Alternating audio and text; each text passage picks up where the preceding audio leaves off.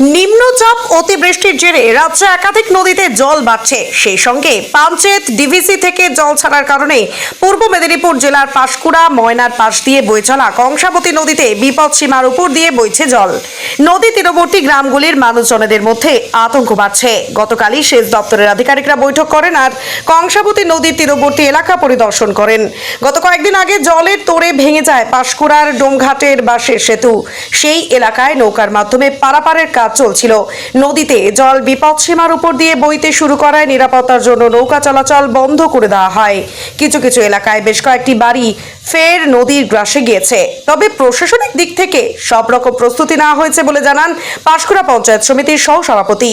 মূলত কয়েকদিনের নিম্নচাপের লাগাতার বৃষ্টির সঙ্গে পার্শ্ববর্তী রাজ্যগুলোতে বৃষ্টির ফলে ডিভিসির ছাড়া জলে জেলার নানা প্রান্তে নদীগুলোতে জলস্তর দ্রুত বৃদ্ধি পাচ্ছে। বিপদ সীমায় রয়েছে পাঁশকুড়ার কংসাবতী নদী। আজ সকাল থেকেই অন্যান্য দিনের মতো দ্রুততার সঙ্গে চলছে মাটির বস্তা দিয়ে বাঁধ নির্মাণের কাজ।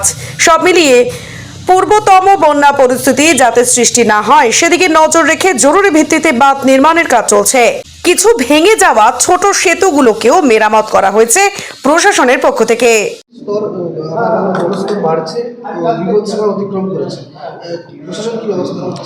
অতি বৃষ্টির ফলে এবং কংসাবতী ব্যারের জল ছাড়ছে এবং এনভায়রনমেন্টের যে জলটা সেটা কংসাবতী দিয়ে যাচ্ছে।